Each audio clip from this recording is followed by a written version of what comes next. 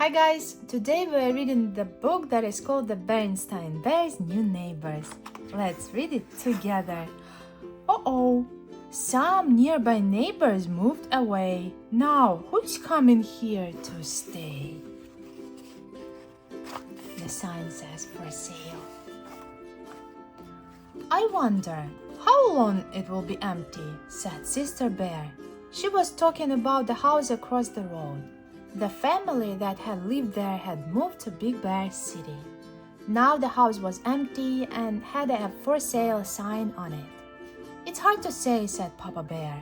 I don't think it will be empty very long, said Mama. It's a very nice house. I just hope whoever moves in has cubs, said Brother Bear. Especially girls, said Sister. Just then, Mrs. McBear, the real estate person, drove up and stopped in front of the empty house. She got out of her car and hammered a sold sign over the for sale sign. How about that? Said Papa. Somebody bought it already. He called across the road. Say, Mrs. McBear, who'll be moving in? Hi, Bear family, she said. Can't talk right now, too busy. Then she got into her car, waved, and drove away. Said Papa. That's not like Mrs. McBear. She usually has plenty to say. Maybe she doesn't know who'll be moving in, suggested Mama. Of course she knows, said Papa. Whoever it is, she sold them the house, didn't she? I suppose so, said Mama, but I don't know what difference it makes. It makes a lot of difference, said Papa. It's important who your neighbors are. I just hope whoever moves in has cubs, said Brother. Especially girls, said Sister. Oh, it's cute. Over the next few days, the bears went about their business. Papa worked in his wood shop. Mama had a lot of tulip bulbs she wanted to put in. Brother and sister went to school in the morning and came home in the afternoon. Once in a while, they wondered what their new neighbors would be like. Would they be young or old? Or would they be friendly, or would they keep to themselves? Hey, said Brother early one morning. Our new neighbors are moving in, and they do have cubs. Sister ran to the window. Any girls? She said. Yep, said Brother. 2 girls and 1 boy, and look, the boy is into sports. At least he's kicking a soccer ball around. Come on, sis, let's go over and play. Now, hold on, please, said Mama, who had joined the cubs at the window. But, Mama, said Sister, it's Saturday, and we don't have to go to school. We've got to give them a chance to get moved in, Mama said. They do look like a lovely family. We'll all go over later and welcome them. Said Papa, looking out of the window. Now, who do you suppose they are? He added in a grumpy tone of voice. And what do you suppose they are doing here? Well, said Mama, I suppose they are the Panda family because that's what they've just painted on their mailbox. As for what they're doing, I suppose they're doing the same thing we are, living here. What's the matter, Papa? Asked Sister. Don't you like them? That's not it, he said. It's just they are different, that's all. Well, different or not, said Mama as they sat down for breakfast. They are our new neighbors, and later today we are going to welcome them with a jar of our special honey. Besides, she continued, I thought you liked things to be different. When we were at the Bob farm, you complained when I wanted to buy all yellow tulips. Get different colors, you said. The cubs agreed with you, so I got yellow, red, and blue.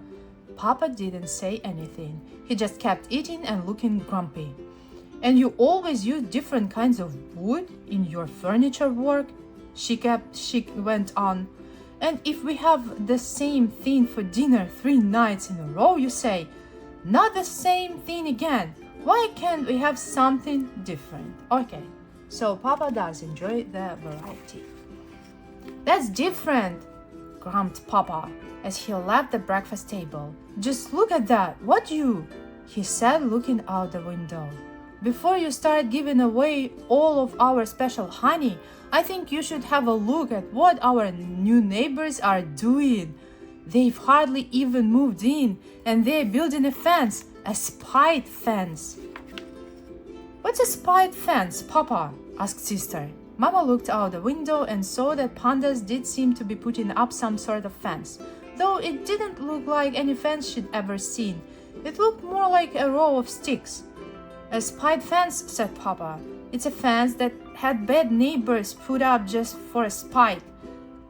They do it just to be mean and keep decent folks from seeing what they're up to." "I'm sure there's an explanation," Mama said. She was back in the kitchen putting a big red bow on a jar of special honey.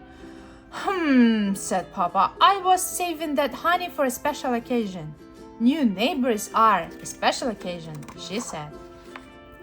"Hi, neighbors," said Brother. "We are Brother and Sister Bear." He and Sister had decided not to wait for the family welcoming visit. "We live in that big tree house across the road." "I am Peter Panda," said the new cub. "These are my sisters, Pam and Patty." The new cubs were very friendly, and pretty soon one and all were busy talking about the things cubs talk about. It turned out that Peter Panda not only had a soccer ball, he was a soccer whiz, but he didn't know much about baseball or football. He agreed to show Brother some soccer moves if Brother would teach him about baseball and football. Sister, Pam, and Patty were already working up a sweat, jumping, and all. And it turned out that the spite fence wasn't even a fence. It was a raw bamboo. "It's our favorite food," explained Peter. "Mom is great bamboo cook. She must have 50 recipes." "Our favorite food is honey," said Brother. "We're going to bring you a jar of it later." That afternoon, the whole bear family came over to welcome new neighbors with a jar of special honey. The bears and the pandas had a very pleasant visit. Even Papa had a good time. He found Mr. Panda, who had traveled all over the world, to be a very interesting fellow. And he especially enjoyed the chilled bamboo juice that Mr. Panda served. Mama arranged a neighborhood welcome at the community center for the next weekend. It was a covered dish supper, and Mrs. Panda's barbecued bamboo shoots were a hit of the evening. What a nice book, guys. Berenstain bears always have good messages about their books. Thank you for reading with me. See you all next time. Bye-bye.